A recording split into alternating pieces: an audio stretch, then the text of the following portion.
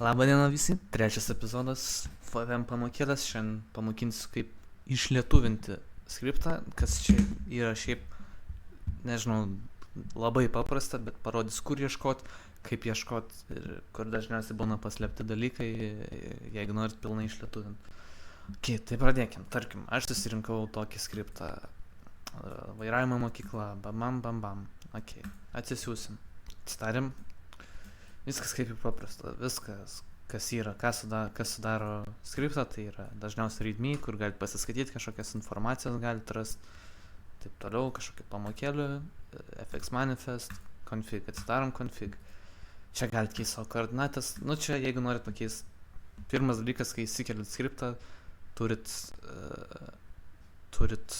pasižiūrėti config luo, pasikeisti viską pagal jūs.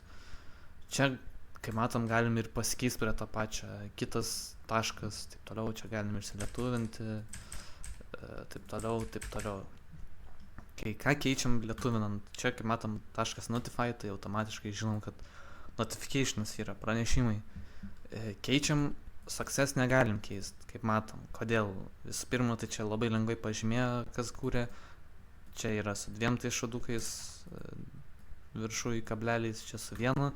Ir antras dalykas, tai čia galima tiesiog suprasti, reikia išmokti, nežinau, aš asmeniškai tiesiog iškart pamatau, kur kas yra, kad čia success reiškia, koks notificationas yra, būna skirtingi stiliai, kaip jie atrodo, taip toliau. Čia yra, žodžiu, visas tekstas, tai čia galima pasikeisti visą tekstą.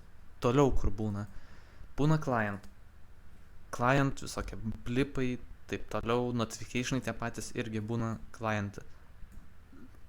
Matom, iškart galim pasikeisti notificationus, plate, tai yra numeris galim pakeisti, kad būtų tenais kažkokie kitokie.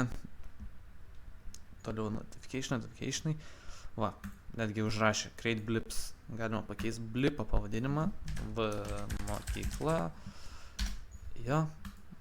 toliau notificationai ir trečia akis, ar kaip vadinasi, third eye script, jeigu naudojat, kaip matau, target, galite pasikeisti irgi čia, ką rašo, irgi prie tą pačią clientą. Toliau, serverį irgi būna, kartais būna netgi ir notificationai serverio, matom, notificationai, yra serverį. Toliau čia nieko nekeičiam, nes ką čia matas, kad nieko čia nereikia keisti, nežinau. Čia yra notificationai, tai ieškam, ką keis notify, blips ir taip toliau. Tokių paprasčiausių dalykų. Toliau būna HTML.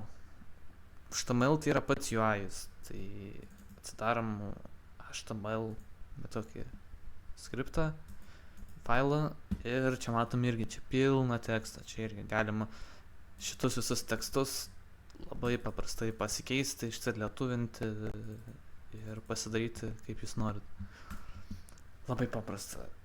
Būna ir JavaScript paslėpta, tai nežinau, ar čia bus, bet kol kas, kaip matau, čia kažką galite pasikeisti, kaip vairavimo mokykla.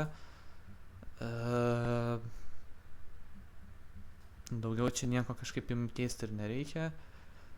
Yra klausimai.js, JavaScript. Irgi čia galite pasikeisti klausimus, atsakymus, taip toliau. Labai paprasta.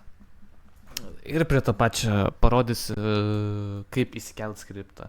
Nes, nežinau, labai daug kas klausinėt, kažkam neišeina tokie paprasti dalykai, tai gerai, to atsidarysiu aš savo serverį, tarkim, yra mano serveris, resources nueinam, resources.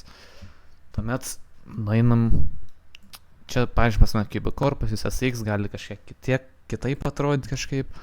Paimam paprasčiausiai skriptą ir įdreginam į bet kurį iš tų folderių, galime tai folderį nemest, galime tiesiog įmesti į čia. Viskas. Tuomet nueinam į server.cfg ir kad kaip kitą kartą įsijungs serveris, automatiškai įsijungtų ir šitas dalykas. Tai parašom ensure ir skripto pavadinimą, tai galima tiesiog nusikopinti ir įmesti pavadinimą skripto. Viskas.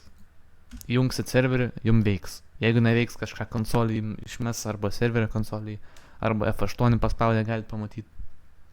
Viskas paprasta. Kažkas ieškojo mano Discordą, keli žmonės rašė, tai Discordas yra TIX69, tai parašykite, jeigu turite klausimą, ir parašykit, kokių dar tutorialų norit, nes man baigėsi idėjas ir aš nebežinau, ką kelt. Viso gero.